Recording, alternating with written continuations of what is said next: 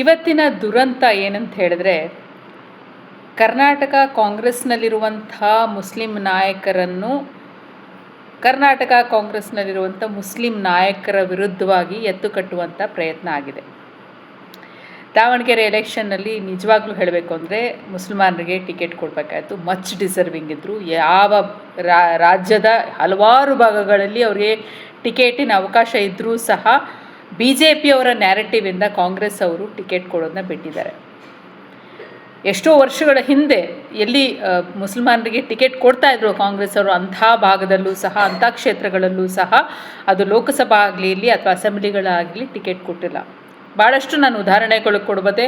ಒಂದು ದೊಡ್ಡ ಪಟ್ಟಿನ ಅಸೆಂಬ್ಲಿಗಳ ಒಂದು ಪಟ್ಟಿ ಮತ್ತು ಲೋಕಸಭಾ ಕ್ಷೇತ್ರಗಳ ಪಟ್ಟಿಗಳಲ್ಲೂ ನಾನು ಹೇಳಬಲ್ಲೆ ಎಲ್ಲಿ ಮುಸಲ್ಮಾನರಿಗೆ ಕೊಡ್ತಾಯಿದ್ರು, ಇವತ್ತು ಯಾಕೆ ಕೊಡ್ತಾ ಇಲ್ಲ ಅನ್ನುವಂಥ ಪ್ರಶ್ನೆ ನಮ್ಮಂಥವ್ರನ್ನೆಲ್ಲ ಕಾಡ್ತಾ ಇದೆ. ಒಂದು. ಎರಡನೇದು, ಇವತ್ತು ಜಮೀರ್ ಅವ್ರ ಮೇಲೆ ಮತ್ತು ಜಬ್ಬಾರ್ ಅವ್ರ ಮೇಲೆ ಗೂಬೆ ಕೂರ್ಸೋಕೆ ಹೋಗಿದ್ದಾರೆ. ನಂದು ಒಂದು ಡಿಸ್ಕ್ಲೇಮರ್ ಇದೆ. ನಾನು ಈ ವಿಡಿಯೋ ಮಾಡಲಿಕ್ಕೆ ಜಮೀರ್ ಅಹಮದ್ ಅವರು ನನಗೆ ದುಡ್ಡು ಕೊಟ್ಟಿಲ್ಲ ಅಥವಾ ಜಬ್ಬಾರ್ ಅವರು ನನಗೆ ಫೋನ್ ಮಾಡಿ ಹೇಳಲಿಲ್ಲ. ವೆರಿ ಕ್ಲಿಯರಾಗಿ ಹೇಳ್ತಾ ಇದ್ದೆ. ಬಿಕಾಸ್ ಇದೇ ಗೂಬೆ ಕೂರಿಸಲಿಕ್ಕೆ ಹೊರಟಿದ್ದಾರೆ ಜಮೀರ್ ಅಹಮದ್ ಮೇಲೆ, ಜಬ್ಬಾರ್ ಮೇಲೆ. ನಿಜ ಹೇಳಬೇಕು ಅಂದರೆ ಇವತ್ತು ಕಾಂಗ್ರೆಸ್ನ ಜಮೀರ್ ಅಹಮದ್ ಖಾನ್ ಆಗಲಿ ಅಥವಾ ಇವರು ಜಬ್ಬಾರ್ ಆಗಲಿ ಕೆಲಸ ಮಾಡಿಲ್ಲ ಅಂತ ಒಂದು ಪ್ರಶ್ನೆ ಎತ್ತಿದ್ದಾರೆ. ಇವತ್ತು ಅದನ್ನು ಮುಸಲ್ಮಾನರ ನಾಯಕರ ಅವರ ಒಂದು ಬಾಯಿನಲ್ಲೇ ಬರೋ ಥರ ಮಾಡಿದ್ದಾರೆ, ವಿಚ್ ಇಸ್ ವೆರಿ ವೆರಿ ಅನ್ಫಾರ್ಚುನೇಟು. ನಾನು 4-5 ಪ್ರಶ್ನೆಗಳನ್ನ ಎಂಟೈರ್ ಲೀಡರ್ಶಿಪ್ಗೆ ಕೇಳಲಿಕ್ಕೆ ಬಯಸ್ತೀನಿ. ಯಾರಲ್ಲಿ ಇವತ್ತು ಕೂತ್ಕೊಂಡು ಪ್ರೆಸ್ ಕಾನ್ಫರೆನ್ಸ್ ಮಾಡಿದ್ರು ಮತ್ತು ಯಾರ್ಯಾರು ನಾಯಕರು ಇದ್ರ ಹಿಂದೆ ಇದ್ದಾರೆ ಇವತ್ತು ಅದನ್ನ ವಿಶ್ಲೇಷಣೆ ಮಾಡಬೇಕಾಗುತ್ತೆ. ಶಾಮನೂರು ಶಿವಶಂಕರಪ್ಪನವರು ನೇರವಾಗಿ ಪಬ್ಲಿಕ್ ಮೀಟಿಂಗ್ನಲ್ಲಿ BJP ಕ್ಯಾಂಡಿಡೇಟ್ ಅಂತ ರಾಘವೇಂದ್ರನವರಿಗೆ ವೋಟ್ ಹಾಕಬೇಕು ಅಂತ ಜನರಿಗೆ ಹೇಳ್ತಾರೆ. ಇದು ಪಕ್ಷ ವಿರೋಧಿ ಕೆಲಸ ಅಲ್ವಾ ಅಂತ ಪ್ರಶ್ನೆ ಕೇಳಬೇಕಾಗತ್ತೆ. ಜಮೀರ್ ಅಹಮದ್ ಎಲೆಕ್ಷನ್ ಬಂದ್ ಮಾಡಿಲ್ಲ, ತನ್ನ ಸ್ವಾಭಿಮಾನಕ್ಕೋಸ್ಕರ ತನ್ನನ್ನು ಏಕವಚನದಲ್ಲಿ ಬೈದಂಥ ಮಲ್ಲಿಕಾರ್ಜುನ ಅವರ ವಿರುದ್ಧವಾಗಿ ಅವರು ಯಾವುದೇ ಒಂದು ಎಲೆಕ್ಷನ್ನಲ್ಲಿ ಭಾಗವಹಿಸುವುದಿಲ್ಲ ಅಥವಾ ಎಲೆಕ್ಷನ್ನಿಂದ ದೂರ ಉಳಿದಿದ್ರೆ ಮಾತ್ರ ಅವರೇನು ಯಾವ ಆ್ಯಂಟಿ ಪಾರ್ಟಿ ಆ್ಯಕ್ಟಿವಿಟೀಸ್ ಮಾಡಲಿಲ್ಲ ಅಥವಾ ಹೋಗಿ BJP ಅವ್ರಿಗೆ ವೋಟ್ ಹಾಕಿ ಅಂತ ಹೇಳಿಲ್ಲ. BJP ಅವ್ರಿಗೆ ವೋಟ್ ಹಾಕಿ ಅಂತ ಹೇಳಿದವರು ಶಾಮನೂರು ಶಿವಶಂಕರಪ್ಪನವರು. ಅವ್ರ ಮೇಲೆ ಯಾವ ಆ್ಯಕ್ಷನ್ನು ತೊಗೊಂಡಿಲ್ಲ. ಒಂದು ದೊಡ್ಡ ಪಟ್ಟಿನೇ ಇದೆ, ಯಾರ್ಯಾರು ವಿರುದ್ಧವಾಗಿ ಕೆಲಸ ಮಾಡಿದ್ರು ಅಂತ ಹೇಳೋದಕ್ಕೆ ಒಂದು ದೊಡ್ಡ ಪಟ್ಟಿನೇ ಇದೆ. ಮೇಲ್ಭಾಗದಿಂದ ತೊಗೊಳೋಣ, ಬೀದರ್ದಿಂದ ತೊಗೊಳೋಣ. MB ಪಾಟೀಲ್ ಅವ್ರನ್ನ ಸೋಲ್ಸೋದಕ್ಕೆ ಯಾರ್ಯಾರು ಪ್ರಯತ್ನ ಮಾಡಿದ್ರು? ನಮ್ಮ ಬೆಂಗಳೂರಿನಲ್ಲಿ ರಿಜ್ವಾನ್ನ ಸೋಲ್ಸೋದಕ್ಕೆ ಎಷ್ಟು ಜನ ಪ್ರಯತ್ನ ಮಾಡಿದ್ರು? ಕೃಷ್ಣ ಬೈರೇಗೌಡರನ್ನ ಲೋಕಸಭಾ ಚುನಾವಣೆಯಲ್ಲಿ ಯಾರು ಸೋಲಿಸಿದ್ರು? ಅದು ಒಂದು ದೊಡ್ಡ ಪ್ರಶ್ನೆ. ದಿನೇಶ್ ಗುಂಡೂರಾವ್ ಅವ್ರನ್ನ ಈ ಬಾರಿ ಎಲೆಕ್ಷನಲ್ಲಿ ಸೋಲ್ಸೋದಕ್ಕೆ ಯಾರ್ಯಾರು ಪ್ರಯತ್ನ ಮಾಡಿದ್ರು? ನಂದನ್ ನೀಲಕಣಿ ಅವರು ಎಲೆಕ್ಷನ್ಗೆ ನಿಂತಾಗ ದೊಡ್ಡ ಲೀಡ್ರ್ ಒಬ್ಬರು, ಬಹಳ ದೊಡ್ಡ ನಾಯಕರು, ಬೆಂಗಳೂರು ಸೌತಿನ ಬಹಳ ದೊಡ್ಡ ನಾಯಕರು, ಅವರು ಕ್ಯಾಂಪೇನ್ಗೆ ಹೋಗಿಲ್ಲ. ನಂದನ್ ನೀಲಕಣಿ ಅವರು ಹೋಗಿ ಅವರ ಏರ್ಪೋರ್ಟ್ನಲ್ಲಿ ಬರೋದಕ್ಕೆ ಕಾಯ್ತಾಯಿದ್ರು. ಅದಕ್ಕೆ ನಾನೇ ಸಾಕ್ಷಿ ಇದ್ದೀನಿ. ಏರ್ಪೋರ್ಟ್ನಲ್ಲಿ ಕಾದ್ಕೊಂಡು ನಿಂತಿದ್ರು. ಅವರು ಎಲೆಕ್ಷನ್ ಕ್ಯಾಂಪೇನ್ಗೂ ಬಂದಿಲ್ಲ. ಪಕ್ಷ ವಿರೋಧ ಕೆಲಸ ಅದಲ್ವಾ?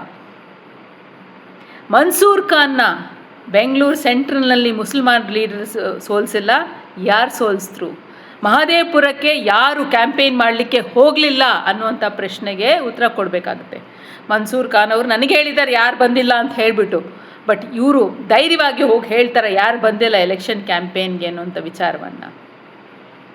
ಅನೇಕ ಲೀಡರ್ಸ್ನ ಸೋಲಿಸೋದಕ್ಕೆ ಭಾಳಷ್ಟು ಪ್ರಯತ್ನಗಳು ಪಕ್ಷದಿಂದನೇ ನಡೀತಾ ಇದೆ. ಅವ್ರ ಮೇಲೆಲ್ಲ ಆ್ಯಕ್ಷನ್ ತಗೊಂಡೆ ಇವತ್ತು ಜಮೀರ್ ಅಹಮದ್ ಖಾನ್ ಅವ್ರ ಮೇಲೆ ಆ್ಯಕ್ಷನ್ ತೊಗೊಳೋದಕ್ಕೆ ಹೊರಟಿದ್ದೀರಾ ಅಥವಾ ಜಮೀರ್ ಅಹಮದ್ ಮೇಲೆ ಗೂಬೆ ಕೂರಿಸಲಿಕ್ಕೆ ಹೊರಟಿದ್ದೀರಾ? ಇದು ನ್ಯಾಯವಾ? ನಾನು ಅದಕ್ಕೆ ಹೇಳ್ತಾ ಇದ್ದು, ಪ್ರತಿ ಬಾರದು ಇದೇ ಪಾಯಿಂಟ್ ಹೇಳ್ತೀನಿ. OBCಗಳಿಗೆ, ಮುಸಲ್ಮಾನರಿಗೆ, ದಲಿತರಿಗೆ, ಹೆಣ್ಮಕ್ಕಳಿಗೆ ಯಾರಿಗೂ ಸಹ ನ್ಯಾಯ ದೊರಕಿಸಿಕೊಡುವಂಥ ಕೆಲಸ ಇವತ್ತು ಕಾಂಗ್ರೆಸ್ನಲ್ಲಿ ಆಗ್ತಾಯಿಲ್ಲ. ಬರೀ ಒಂದು ಮೇಲ್ವರ್ಗದ ಒಂದು ಮೇಲ್ವರ್ಗದ ಒಂದು ಗುಂಪಾಗಿ ಕೂತಿದೆ. ಜಮೀರ್ ಅಹಮದ್ ಖಾನ್ ಮೇಲೆ ಆ್ಯಕ್ಷನ್ ತೊಗೊಳ್ಳುವಂಥ ಒಂದು ಪ್ರಯತ್ನ ಇವತ್ತು ನೀವು ದಾವಣಗೆರೆ ಬೈ ಎಲೆಕ್ಷನಲ್ಲಿ ಮಾಡ್ತಾ ಇದ್ದೀರಾ ಅಂತೆ. ಅದೇ ಆ್ಯಕ್ಷನ್ನು ಸಂಡೂರಿನಲ್ಲಿ ನಡೆದಂಥ ಬೈ ಎಲೆಕ್ಷನ್ನಲ್ಲಿ ಯಾರ್ಯಾರು ಪಕ್ಷದ ವಿರುದ್ಧವಾಗಿ ಕೆಲಸ ಮಾಡಿದ್ರು, ಯಾರ್ಯಾರಲ್ಲಿ ಗೆಲ್ಲಬಾರ್ದು ಅಂತ ಪ್ರಯತ್ನ ಮಾಡಿದ್ರು ಅಂತ ಗೊತ್ತಿದೆಯಾ? ಅಥವಾ ಶಿಗ್ಗಾಂವ್ನಲ್ಲಿ ಏನು ನಡೀತು ಅಂತ ಗೊತ್ತಿದೆಯಾ? ಈ ಪ್ರಶ್ನೆಗಳೆಲ್ಲ ಎಲ್ಲ ಕಾಂಗ್ರೆಸ್ಸಿನ ನಾಯಕರಿಗೂ ಯಾರ್ಯಾರು ಏನೇನು ಎಲ್ಲೆಲ್ಲಿ ಎಫರ್ಟ್ ಮಾಡಿದ್ರು ಅಂತ ಗೊತ್ತಿದೆ. ಬಟ್ ಗೂಬೆ ಕೂರಿಸೋದು ಮಾತ್ರ ಇವತ್ತು ಜಮೀರ್ ಅಹ್ಮದ್ ಖಾನ್ ಮೇಲೆ ಗೂಬೆ ಕೂರಿಸಲಿಕ್ಕೆ ಹೊರಟಿದ್ದಾರೆ. ಪಾಪ ಜಬ್ಬಾರ್ ಅವರಿಗೆ ಫೋರ್ಸ್ಫುಲ್ಲಾಗಿ ಇವತ್ತು ರಿಸೈನ್ ಮಾಡಿದ್ದಾರೆ. That is different. But Jabbar is also ಆಸ್ಪಿರೆಂಟ್ನು. ಜಬ್ಬಾರ್ನ ಕಾನ್ಫಿಡೆನ್ಸಿಗೆ ತೊಗೊಂಡು ಯಾಕೆ ಈ ಎಲೆಕ್ಷನ್ ಮಾಡಲಿಲ್ಲ ಅಂತ ಯಾರು ಮಲ್ಲಿಕಾರ್ಜುನ ಕೇಳ್ತಾ ಇಲ್ಲ. ಬಿಕಾಸ್ ಅವರು ಮೇಲ್ವರ್ಗದ ಜನ ಅಥವಾ ಒಂದು ದೊಡ್ಡ ಜಾತಿಗೆ ಸೋಕಾಲ್ಡ್ ಮೇಲ್ವರ್ಗ ಅಥವಾ ಸೋಕಾಲ್ಡ್ ದೊಡ್ಡ ಜಾತಿಗೆ ಸೇರಿದವರು. ಯಾಕೆ ಕರೆದಿಲ್ಲ? ಜಬ್ಬಾರ್ ಖಾನ್ನ ಮನೆಗೆ ಹೋಗಿ ಬಾಪ ನೀ ನನ್ನ ಜೊತೆ ಅಂತ ಹೇಳಿ ಯಾಕೆ ಕರೀಲಿಲ್ಲ? ಅದು ಸೌಜನ್ಯ ಅಲ್ವಾ? ಅಥವಾ ಜಮೀರ್ ಅಹ್ಮದ್ ಖಾನ್ನ ಕ್ಷಮೆ ಕೇಳುವಂಥ ಪ್ರಯತ್ನ ಯಾಕೆ ಮಲ್ಲಿಕಾರ್ಜುನ್ ಅವ್ರು ಮಾಡಲಿಲ್ಲ? ಮಲ್ಲಿಕಾರ್ಜುನ್ ಅವರು ಕ್ಯಾಬಿನೆಟ್ ಮೀಟಿಂಗ್ಸೇ ಅಟೆಂಡ್ ಮಾಡೋದಿಲ್ಲ. ಅದ್ರ ಮೇಲೆ ಆ್ಯಕ್ಷನ್ ಇಲ್ವಾ? ಎಷ್ಟು ಕ್ಯಾಬಿನೆಟ್ ಮೀಟಿಂಗ್ಸ್ ಅಟೆಂಡ್ ಮಾಡಿದ್ದಾರೆ? ಯಾವ್ಯಾವ ಡಿಸ್ಟ್ರಿಕ್ಟ್ನಲ್ಲಿ ಇವರು ತಮ್ಮ ಟ್ರಾವೆಲ್ ಪ್ಲ್ಯಾನ್ಸ್ ಮಾಡಿದ್ದಾರೆ? ಯಾವ್ಯಾವ ಡಿಸ್ಟ್ರಿಕ್ಟ್ ಆ್ಯಸ್ ಎ ಮಿನಿಸ್ಟರ್ ಹೋಗಿ ವಿಸಿಟ್ ಮಾಡಿದ್ದಾರೆ? ಅದರ ಒಂದು ಪಟ್ಟಿ ತೆಗೆದುಬಿಟ್ಟು ಅವ್ರ ಮೇಲೆ ಆ್ಯಕ್ಷನ್ ತೋರಿಸಿ ನೀವು. ಇವತ್ತು ಒಂದು ಬೈ ಎಲೆಕ್ಷನ್ಗೋಸ್ಕರ ಎಲ್ಲಿ ನಿಜವಾದ ಹಕ್ಕು ಇವತ್ತು ಮುಸಲ್ಮಾನರಿಗೆ ಸಿಗಬೇಕಾಗಿತ್ತು ಆ ಹಕ್ಕನ್ನು ದೊಡ್ಡಿಸಿಕೊಡುವಂಥ ಕೆಲಸ ಮುಸಲ್ಮಾನ್ ಲೀಡರ್ಸು ಮಾಡೋಕ್ಕೆ ಆಗಲಿಲ್ಲ. They were pressurised not to do it. ಆದರೂ ಸಹ ಇವತ್ತು ಎಲೆಕ್ಷನ್ ಆದಮೇಲೆ ನೀವು 1-2 ಮುಸಲ್ಮಾನ್ ಲೀಡರ್ಸ್ನ ಟಾರ್ಗೆಟ್ ಮಾಡ್ತಾಯಿದ್ರೆ ಅವರೇ ಸಮುದಾಯನ ಬಳಸ್ಕೊಂಡು ಅಂಥೇಳಿ ಇದು ನಿಜವಾಗ್ಲೂ ಇದು ಶೋಭೆ ತರುವಂಥದ್ದಲ್ಲ. ಇದೇ ಕೆಲಸ ನೀವು ಲಿಂಗಾಯತರ ಸಮುದಾಯದಲ್ಲಿ ಆದಾಗ ಮಾಡ್ತೀರಾ ಅಥವಾ ಇದೇ ಕೆಲಸ ನೀವು ಒಕ್ಕಲಿಗ ಸಮುದಾಯದಲ್ಲಿ ಆದಾಗ ಮಾಡ್ತೀರಾ? ಮಾಡೋದಿಲ್ಲ. ಮುಸಲ್ಮಾನರು ಸಿಕ್ಬಿಟ್ಟಿದ್ದಾರೆ ಅಂತ ಹೇಳಿಬಿಟ್ಟು ನೀವು ಮಾಡ್ತಾಯಿದ್ದೀರಾ, ಅವ್ರ ಮೇಲೆ ಆ್ಯಕ್ಷನ್ ತೊಗೊತಾ ಇದ್ದೀರಾ? ಯಾಕೆ ತೊಗೊಬೇಕು? For what reason they should take action on Zameer Ahmed Khan or on Jabbar? ಕಾರಣನೇ ಇಲ್ಲ. ನೀವು ಅವ್ರ ಎಲೆಕ್ಷನ್ಗೆ ಕರೆದಿಲ್ಲ, ಅವ್ರ ಗೌರವ ತೋರಿಸಿಲ್ಲ, ಅವ್ರು ಬಂದಿಲ್ಲ, ಅವರೇನು ಪಕ್ಷ ವಿರೋಧಿ ಕೆಲಸ ಮಾಡಲಿಲ್ಲ. They just stayed away from elections.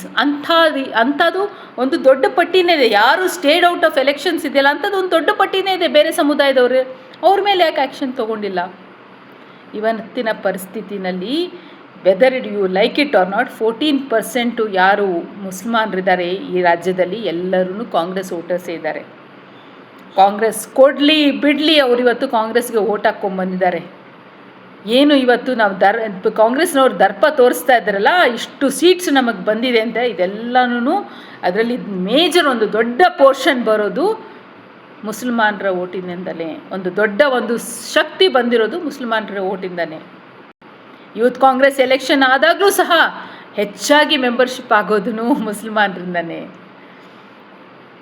ನಿಮ್ಮ ಡಿಜಿಟಲ್ ಮೆಂಬರ್ಶಿಪ್ ಮಾಡಿದ್ರಲ್ಲ ಅದರಲ್ಲೂ ಸಹ ಹೆಚ್ಚು ಭಾಗವಹಿಸಿದ್ದು ಮುಸಲ್ಮಾನರೇನೆ. ಇಷ್ಟೆಲ್ಲ ಇದ್ಕೊಂಡು ಇವತ್ತು ನೀವು ಒಂದು ಸಮುದಾಯದ ನಾಯಕತ್ವವನ್ನು ಒಂದು ಜಮೀರ್ ಅಹ್ಮದ್ ಅಂತ ಪಾಪ್ಯುಲರ್ ಲೀಡರ್ನ ಟಾರ್ಗೆಟ್ ಮಾಡ್ತಾ ಇದ್ದೀರಾ ಅಂದರೆ ಇದು ಯಾವ ಮನಸ್ಥಿತಿ ತೋರಿಸುತ್ತೆ? ಅದು ತಮ್ಮ ಸಮುದಾಯದವ್ರನ್ನೇ ಬಳಸ್ಕೊಂಡು ಈ ಥರ ಮಾಡಿದ್ರೆ ಯಾವ ಒಂದು ಮನಸ್ಥಿತಿ ತೋರಿಸುತ್ತೆ ಹೇಳಿ? ಇವಾಗ ನಾನು ಹೇಳಿದ್ದೇನಲ್ಲ, MP ಪಾಟೀಲ್ನ ಯಾರು ಸೋಲ್ಸೋದಕ್ಕೆ ಪ್ರಯತ್ನ ಮಾಡಿದ್ರು? ರಜ್ವಾನ್ನ ಸೋಲ್ಸೋದಕ್ಕೆ ಯಾರು ಪ್ರಯತ್ನ ಮಾಡಿದ್ರು? ಮನ್ಸೂರ್ ಖಾನ್ನ ಸೋಲ್ಸೋದಕ್ಕೆ ಯಾರು ಪ್ರಯತ್ನ ಮಾಡಿದ್ರು? ನಂದಲ್ಲಿ ನಿಲಕಿನಿ ಹೆಂಗೆ ಸೋತರು? ಕೃಷ್ಣ ಬೈರೇಗೌಡರು ಬೆಂಗಳೂರು ಸೌತಿಗೆ ನಿಂತಾಗ ಅವ್ರು ಹೆಂಗೆ ಸೋತರು? ರಾಜೀವ್ ಗೌಡ್ರನ್ನ ಯಾವ ಥರ ಸೋಲಿಸಿದ್ರು? ಅಥವಾ ಹರಿಪ್ರಸಾದ್ ಅವರು ಯಾವ ಥರ ಸೋತರು?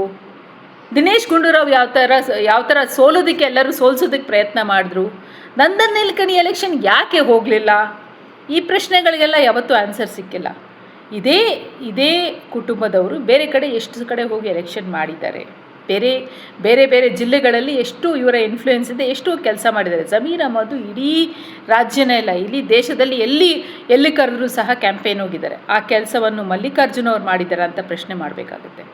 ಇವತ್ತು ಮಲ್ಲಿಕಾರ್ಜುನ ಅವರ ಪರವಾಗಿ ನೀವು ಜಮೀರ್ ಅವ್ರನ್ನ ವಿರೋಧ ಮಾಡ್ತಾ ಇದ್ದೀರಲ್ಲ, ಇದೇ ಜಮೀರ್ ಅಹ್ಮದ್ ಖಾನು ದೇಶದಲ್ಲಿ ಎಲ್ಲಿ ಎಲೆಕ್ಷನ್ ನಡೆದ್ರು, ವೆದರ್ ಇಟ್ ಈಸ್ UPನಲ್ಲಿ ಎಲೆಕ್ಷನ್ ನಡೆದ್ರು, ಕೇರಳದಲ್ಲಿ ಎಲೆಕ್ಷನ್ ನಡೆದ್ರು, ತಮಿಳ್ನಾಡಿನಲ್ಲಿ ಎಲೆಕ್ಷನ್ ನಡೆದ್ರು, ತೆಲಂಗಾಣದಲ್ಲಿ ಎಲೆಕ್ಷನ್ ನಡೆದ್ರು, ಆಂಧ್ರ ಪ್ರದೇಶನಲ್ಲಿ ಎಲೆಕ್ಷನ್ ನಡೆದ್ರು, ಜಮೀರ್ ಅಹ್ಮದ್ ಖಾನ್ ಹೋಗಿದ್ದಾರೆ. ಬಿಹಾರದಲ್ಲಿ ಎಲೆಕ್ಷನ್ ನಡೆದ್ರು ಸಹ ಜಮೀರ್ ಅಹ್ಮದ್ ಖಾನ್ ಹೋಗಿದ್ದಾರೆ. ಇದೇ ಮಲ್ಲಿಕಾರ್ಜುನ್ ಅವರು ಯಾವ್ಯಾವ ರಾಜ್ಯಗಳಿಗೆ ಹೋಗಿ ಅಥವಾ ಯಾವ್ಯಾವ ಜಿಲ್ಲೆಗಳಿಗೆ ಹೋಗಿ ಎಲೆಕ್ಷನ್ ಮಾಡಿದ್ದಾರೆ ಅನ್ನೋ ಪ್ರಶ್ನೆ ಕೇಳಬೇಕಾಗತ್ತೆ. ನಾನು ಒಂದು ವ್ಯಕ್ತಿಯನ್ನ ಪಾಯಿಂಟ್ಔಟ್ ಮಾಡ್ತಾ ಇದ್ದೀನಿ ಹೊರತು ಒಂದು ಸಮುದಾಯನ ಪಾಯಿಂಟ್ಔಟ್ ಮಾಡ್ತಾ ಇಲ್ಲಿ. ನೀವು ಒಂದು ವ್ಯಕ್ತಿಯ ಪರವಾಗಿ ಒಂದು ಸಮುದಾಯದ ನಾಯಕತ್ವವನ್ನು ನೀವು ಪ್ರಶ್ನೆ ಮಾಡ್ತಾ ಇದ್ದೀರಾ ಅಂತ ಹೇಳಿದ್ರೆ, ಒಂದು ವ್ಯಕ್ತಿಯ ಪರವಾಗಿ, ಒಂದು ಕುಟುಂಬದ ಪರವಾಗಿ ಒಂದು ಸಮುದಾಯದ ನಾಯಕತ್ವ ಜಮೀರ್ ಖಾನ್ ಅಂತಂದರೆ ಸಮುದಾಯದ ನಾಯಕತ್ವನ ನೀವು ಪ್ರಶ್ನೆ ಮಾಡ್ತಾ ಇದ್ದೀರಲ್ಲ, ಅದು ಬಹಳ ಬಹಳ ತಪ್ಪಿನ ವಿಚಾರ. ಹೌದು, ಇದ್ದಾರೆ ಬೇರೆ ಬೇರೆ ಲೀಡರ್ಸು, ಮುಸ್ಲಿಂ ಲೀಡರ್ಸು ಕಾಂಗ್ರೆಸ್ ಪಕ್ಷದಲ್ಲಿದ್ದಾರೆ. ಬಟ್ ಅವ್ರನ್ನ ಬಳಸ್ಕೊಂಡು ಇಂಥ ಒಂದು ಪಾಪ್ಯುಲರ್ ಲೀಡರ್ನ ಯಾರು ಪಕ್ಷಕ್ಕಾಗಿ ಕೆಲಸ ಮಾಡಿದ್ದಾರೆ, ಬೇರೆ ಬೇರೆ ಕಡೆ ಹೋಗಿ ಕೆಲಸ ಮಾಡಿದ್ದಾರೆ, ಯಾವುದೇ ಕಾರಣಕ್ಕೂ ನಾನು ಬರೋದಿಲ್ಲ ಅಂತ ಎಲ್ಲೂ ಹೇಳಿದವರೇ ಅಲ್ಲ. ಯು ಪಿನಲ್ಲೂ ಹೋಗಿ ಸಹ ಕೆಲಸ ಮಾಡಿದೆ. ಅಂಥ ಒಂದು ಜಮೀರ್ ಖಾನ್ನ ನೀವು ಇವತ್ತು ಗೂಬೆ ಕೂರಿಸ್ಲಿಕ್ಕೆ ಹೊರಟಿದ್ದೀರಲ್ಲ, ಇದು ಯಾವ ನ್ಯಾಯ ಅಂತ. ಫಸ್ಟ್ ಆಫ್ ಆಲು ಮುಸಲ್ಮಾನರಿಗೆ ಅನ್ಯಾಯ ಮಾಡಿದ್ದೀರ, ಟಿಕೆಟ್ ಕೊಡದೆ ಅನ್ಯಾಯ ಮಾಡಿದ್ದೀರ, ಅವರ ನಾಯಕತ್ವ ಬೆಳೆಸದೆ ಅನ್ಯಾಯ ಮಾಡಿದ್ದೀರ. ಅದಾದಮೇಲೂ ಸಹ ಈ ಥರ ಒಂದು ಮಾಡ್ತಾ ಇರೋದು, ಇದು ನಿಜವಾಗ್ಲೂ ಕಾಂಗ್ರೆಸ್ ಐಡಿಯಾಲಜಿಗೆ ತಕ್ಕದಾದ ಕೆಲಸ ಮಾಡ್ತಾ ಇದ್ದೀರಾ. ಮುಂದೆ GBA ಎಲೆಕ್ಷನ್ಸ್ ಬರುತ್ತೆ. ಸುಮಾರು 12-14 ಲಕ್ಷ ಮುಸಲ್ಮಾನರು ಬೆಂಗಳೂರಿನಲ್ಲಿದ್ದಾರೆ. GBA ಅಂಡರ್ ಬರುತ್ತೆ. ಎಷ್ಟು ಜನ ಮುಸಲ್ಮಾನರಿಗೆ ನೀವು ಟಿಕೆಟ್ ಕೊಡ್ತೀರಾ? ಯಾವ್ಯಾವ ಕ್ಷೇತ್ರಗಳಲ್ಲಿ ಯಾವ್ಯಾವ ದೊಡ್ಡ ಲೀಡರ್ಗಳಿದ್ದಾರಲ್ಲ ಅವರ ಕ್ಷೇತ್ರಗಳಲ್ಲಿ ಮುಸಲ್ಮಾನರಿಗೆ ಎಷ್ಟು ಟಿಕೆಟ್ಗಳು ಕೊಡ್ತೀರಾ? ಇವತ್ತು ಹೇಳಬೇಕು ಅಂದರೆ ಬೆಂಗಳೂರಿನಲ್ಲಿ ಮ್ಯಾಕ್ಸಿಮಮ್ ಯಾರ್ಯಾರು ಇವತ್ತು ಗೆಲ್ತಾ ಇದ್ರು ಎಲ್ಲರೂ ಮುಸಲ್ಮಾನ್ ಓಟಿಂದನೇ ಗೆಲ್ತಾ ಇರೋದು. Whether you accept it you don't accept it, that is a reality of it. Bommanahalli ಅಂತ ಕ್ಷೇತ್ರದಲ್ಲಿ ಯಾರು ನಿಂತರೂ 80,000-85,000 ಸಾವಿರ ಓಟು ಕಣ್ಣು ಮುಚ್ಕೊಂಡು ಬೀಳುತ್ತೆ. ಯಾಕೆ ಬೀಳುತ್ತೆ? ಅಲ್ಲಿ 30,000-40,000 ಮುಸಲ್ಮಾನರೇ ಇದ್ದಾರೆ, ಅವ್ರ ಓಟಂತೂ ಗಟ್ಟಿಯಾಗಿ ಬಿದ್ದೇ ಬೀಳುತ್ತೆ. ಯಾವುದೇ ಕ್ಷೇತ್ರ ತೊಗೊಳ್ಳಿ, ಇವತ್ತು ಬೊಮ್ಮನಹಳ್ಳಿ ಯಾಕೆ ಗೆಲ್ತಾ ಇಲ್ಲ, ಮತ್ತು ಬೆಂಗಳೂರು ಸೌತ್ ಯಾಕೆ ಗೆಲ್ತಾ ಇಲ್ಲ? ಅದು ಅಡ್ಜಸ್ಟ್ಮೆಂಟ್ ರಾಜಕೀಯ ಅಲ್ವಾ? ಯಾಕೆ ಗೆಲ್ತಾ ಇಲ್ಲ? ರಾಜಾಜಿನಗರದಲ್ಲಿ ಪಾಪ್ಯುಲರ್ ಆದಂಥ ಪದ್ಮಾವತಿಯವರ ಸೋಲಿಗೆ ಯಾರು ಕಾರಣ? ಜಸ್ಟ್ 5,000 ಓಟ್ನಲ್ಲಿ ಅವ್ರು ಸೋತರು. ಪಾಪ್ಯುಲರ್ ಇದ್ದರು, ಒಂದು ಮೇಯರ್ ಆಗಿದ್ದರು, ಮೋಸ್ಟ್ ಆ್ಯಕ್ಟಿವ್ ಮೇಯರ್ ಆಗಿದ್ದರು. ಅವ್ರು ಸೋಲಿಕ್ಕೆ ಯಾರು ಕಾರಣ ಆದರು? ಯಾಕೆ ಅವರು ಅಷ್ಟೊಂದು ಅದು ವೆರಿ ಅನ್ಪಾಪ್ಯುಲರ್ ಇದ್ದರು ಸುರೇಶ್ ಕುಮಾರ್ ಅವರು, ಅವ್ರಿಗೆ ಗೊತ್ತಿತ್ತು ಅವ್ರು ಸೋಲ್ತಾರೆ ಅಂತ ಹೇಳಿ. ಅಂಥ ಒಂದರಲ್ಲೂ 5,000 ಓಟಿಂದ ಅವ್ರು ಗೆದ್ದರು. ಪದ್ಮಾವತಿ ಅವರು ಆಲ್ಮೋಸ್ಟ್ ಒಂದು 5,000 ಓಟಿಂದ ಅವ್ರು ಸೋತರು. ಇದಕ್ಕೆ ಯಾರು ಕಾರಣ? ಈ ಥರ ಭಾಳಷ್ಟು ಕಾರಣಗಳು ನೀವು ಹುಡುಕ್ಬೋದು. ಭಾಳಷ್ಟು ಯಾರ್ಯಾರು ಸೋಲಿಸೋದಕ್ಕೆ ಪ್ರಯತ್ನ ಮಾಡಿದ್ರು, ಹೆಂಗೆ ಸೋಲಿಸ್ರು, ಎಲ್ಲಿ ಏನು ಅಡ್ಜಸ್ಟ್ಮೆಂಟ್ ಮಾಡಿ ಸೋಲಿಸ್ರು, ಅಥವಾ ಯಾವ್ಯಾವ ಪ್ರಯತ್ನ ಮಾಡಿದ್ರು ಅನ್ನುವಂಥ ಭಾಳಷ್ಟು ಒಂದು ದೊಡ್ಡ ಪಟ್ಟಿ ಇದೆ. ಇವತ್ತು ಜಮೀರ್ ಅಹ್ಮದ್ ಮೇಲೆ ಈ ಥರ ಚಾರ್ಜಸ್ ಮಾಡೋದು, ಐ ಥಿಂಕ್ ಒಂದು it is distasteful, second is against the very foundation of the ideological framework of the Congress party, and third thing is it's more disgusting when you use their own community people to target their own community leader. ಇದೇ ಥರ ನೀವು ಬೇರೆ ಸಮುದಾಯಗಳನ್ನ ಬಳಕೆ ಮಾಡ್ಕೊಂಡಿದ್ದಿಲ್ಲ. But ಆದರೆ ಇವತ್ತು ನೀವು ಓಪನ್ನಾಗಿ Muslim ಸಮುದಾಯದ ನಾಯಕರನ್ನ ಕರೆದುಬಿಟ್ಟು ನಿಮ್ಮ ಸಮುದಾಯದ ಲೀಡರ್ಸ್ ವಿರುದ್ಧ ಮಾತಾಡಿ ಅಂತ ಹೇಳೋದು ಒಂದು ದೊಡ್ಡ ರಾಂಗ್ ಮೆಸೇಜು. ಇದನ್ನು ತುಂಬ ವಿದ್ಯಾವಂತರಿದ್ದಾರೆ, ಯುವಕರು ಯಾರಿದ್ದಾರೆ ಮುಸ್ಲಿಂ ಸಮುದಾಯದವರು ಬಹಳ ಬುದ್ಧಿವಂತಿದ್ದಾರೆ, ವಿದ್ಯಾವಂತರಿದ್ದಾರೆ, ಮತ್ತು ವಿವೇಕ ಇದೆ. ಅವರೆಲ್ಲ ನೋಡ್ತಾ ಇದ್ದಾರೆ. ಏನು ಮೆಸೇಜ್ ಕಳಿಸ್ತಾ ಇದ್ದೀರಾ ನೀವು ಇಂಥ ಯುವಕರಿಗೆ, ಇಂಥ ಒಂದು ಸಮುದಾಯಕ್ಕೆ ಏನು ಮೆಸೇಜ್ ಕಳಿಸ್ತಾ ಇದ್ದೀರಾ ಅಂತ ಒಂದ್ಸಲಿ ಯೋಚನೆ ಮಾಡಬೇಕಾಗತ್ತೆ. ನಿಜವಾಗ್ಲೂ it is unfortunate what the way the things are turning out after Davanagere election. ಸೋಲು ಗೆಲುವು it is a different thing, but ಒಂದು ಸಮುದಾಯದ ಲೀಡರ್ಶಿಪ್ನ ಟಾರ್ಗೆಟ್ ಮಾಡೋದಿದೆಯಲ್ಲ, I think it's very very politically I think it's a biggest mistake Congress has made. Ticket ಕೊಡಿದ್ರೆ ಒಂದು mistake ಮಾಡಿದ್ರು, but ಈ ಥರ ಒಂದು ಟಾರ್ಗೆಟ್ ಮಾಡಿಕೊಂಡು ಇವತ್ತು ಇನ್ನೊಂದು ದೊಡ್ಡ ಮಿಸ್ಟೇಕ್ ಇವತ್ತು ಕಾಂಗ್ರೆಸ್ ಅವರು ಮಾಡ್ತಾಯಿದ್ದಾರೆ.